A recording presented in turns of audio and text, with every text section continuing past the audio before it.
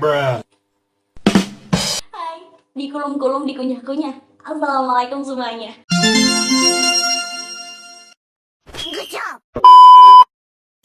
Kayaknya gak afdol gak sih kalau kita belum kenalan secara lebih jelas dulu. Siapa sih aku? Pasti kalian juga penasaran.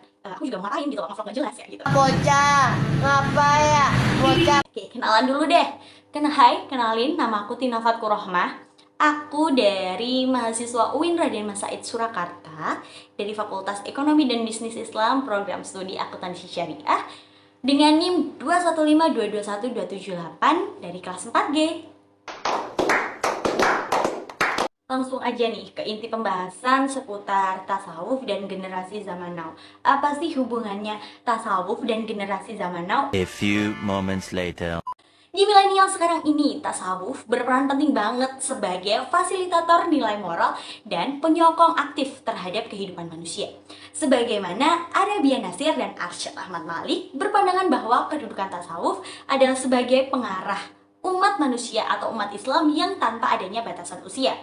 Saat ini, umat manusia tidak benar-benar menerapkan nilai itu secara mendalam, namun malah meninggalkan prinsip dasar agama, terutama prinsip dasar Islam. Seperti halnya tali persaudaraan dan hubungan antar manusia yang kini udah mulai lenyap ya. Kalian tahu sendiri, prinsip-prinsip agama yang dilanggar tidak sesuai dengan yang diajarkan Al-Quran dan Sunnah Nabi. Lenyapnya rasa cinta, kasih sayang, dan keadilan mengakibatkan hanya menimbulkan banyak masalah seperti manipulasi, eksploitasi, ketidakjujuran, dan keserakahan. Maka dari itu, tasawuf memberikan penawar untuk semua penyakit tersebut. Nilai tasawuf mengajarkan serta menuntun kepada kehidupan dan nilai-nilai yang diajarkan oleh Rasulullah SAW.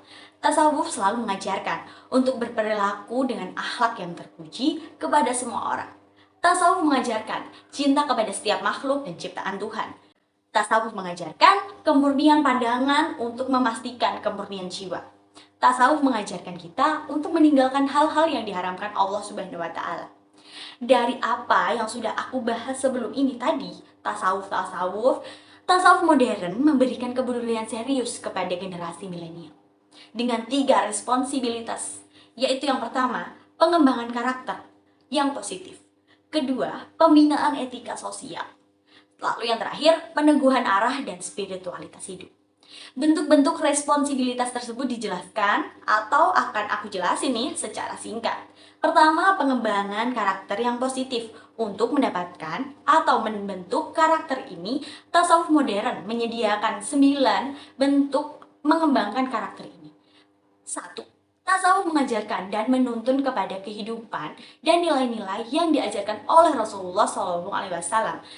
Kedua, tasawuf memberi ruh semangat kehidupan dalam aspek sosial dan spiritualitas generasi milenial. Ruh semangat yang diberikan tasawuf, jalur nilai-nilai uswah Nabi dan rohaniyah baru tersebut, sehingga semangat mereka terkendali dan profesional dalam menghadapi berbagai tantangan materialistis yang semakin merajalela. Ketiga, tasawuf menyediakan sarana penyucian jiwa menuju Allah Subhanahu wa Ta'ala. Responsibilitas ini memberikan ruh bagi pengembangan rasa percaya diri generasi milenial, yang pasti dengan kejelasan arah menuju Allah Subhanahu wa Ta'ala sebagai dasar dan kendali. Keempat, tasawuf menjadikan orang semangat dalam kebaikan. Selain itu, tasawuf juga menimbulkan kedermawanan dan kemurahan hati sesama makhluk. Hal ini difokuskan agar karakter generasi milenial berkembang, terutama dalam hal prestasi. Dengan itu, generasi milenial dibentuk untuk melakukan kebaikan dan berkontribusi menyebarkan manfaat bagi kehidupan. Semua itu sesuai dengan hadis Nabi yang berbunyi, sebaik-baik manusia adalah orang yang paling banyak manfaatnya bagi manusia. Kelima, tasawuf mengembangkan hubungan globalisasi, tradisionalisme, dan hibridasi generasi milenial melalui pihak jaringan baik online maupun offline. Walaupun jaringan online itu penting, para generasi milenial tetap memerlukan bimbingan untuk pengembangan jaringan offline untuk manifestasi nilai-nilai silaturahim yang sesungguhnya. Karena media online berpengaruh untuk dakwah di zaman sekarang ini. Keenam, tasawuf mendorong wawasan hidup menjadi lebih baik dan bisa menjaga perilaku terhadap orang lain. Responsibilitas ini diperuntukkan untuk pengembangan karakter, pola komunikasi yang sangat terbuka dan menghargai adanya keragaman generasi milenial. Karakter komunikasi yang terbuka diimbangi oleh sikap apresiasi, bukan sikap diskriminasi. Ketujuh, tasawuf membimbing untuk pengembangan implikasi sukarela lokal dan menekankan hikmat.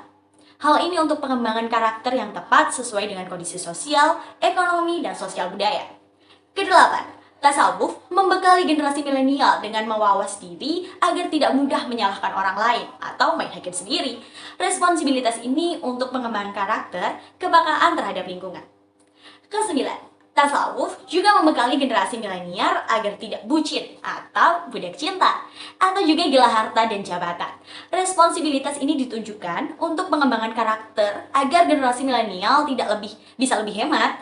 Dengan responsibilitas tersebut, generasi milenial dapat belajar menabung untuk masa depan dengan kamu misalnya, terutama menabung pahala. Selanjutnya, poin kedua, pembinaan etika sosial tasawuf memberikan perhatian penting untuk membimbing etika sosial generasi milenial. Karena memang inti tasawuf adalah moral dan akhlak. Responsibilitas tasawuf ini diperuntukkan untuk perubahan perilaku generasi milenial yang biasanya mengabaikan pentingnya etika dalam kehidupan, termasuk etika kepada orang tua dan dosen. Tasawuf memberi bekal untuk menumbuhkan dan mengendalikan etika sosial generasi milenial. Dengan harapan, tasawuf dapat membimbing mereka agar berperilaku dan berakhlak baik, agar terhindar dari perilaku tercela. Selanjutnya, poin ketiga atau poin terakhir, peneguhan arah dan spiritualitas hidup. Dengan berkembangnya teknologi pada zaman sekarang ini, hal itu berpotensi untuk menghilangkan arah dan spiritualitas generasi milenial. Maka dari itu, tasawuf memberikan responsibilitasnya dengan bentuk peneguhan arah dan spiritualitas hidup. Tasawuf zaman now memberikan nilai-nilai kearifan secara sistematis terhubung dengan 4 komponennya. Yang pertama adalah landasan teologis, yang kedua perangkat spiritual, ketiga manifestasi akhlak, dan yang terakhir orientasi praktis yang menekankan aspek asiologinya. Aduh, susah banget deh nyebutin tentang istilah-istilah dalam tasawuf. Tapi seenggaknya kamu sebagai generasi zaman sekarang pahamlah sedikit apa tentang ilmu tasawuf agar kamu juga nggak salah jalan seperti itu. Nah, semoga konten yang aku buat kali ini tuh bermanfaat buat kamu dan juga buat aku sendiri, karena orientasinya adalah kita bukan hanya untuk dunia, kita juga berorientasi akhirat. Benar tidak? Oke, sekian dari aku. So, next time aku bakal bikin konten lagi yang entah mengedukasi, entah untuk hiburan aja, tapi tetap pantengin di channel YouTube-nya Tina Fatkur Rahma. Burung Erian, burung cendrawasih. Cukup sekian dan terima kasih. Wabillahi taufik wal hidayah. Wassalamualaikum warahmatullahi wabarakatuh.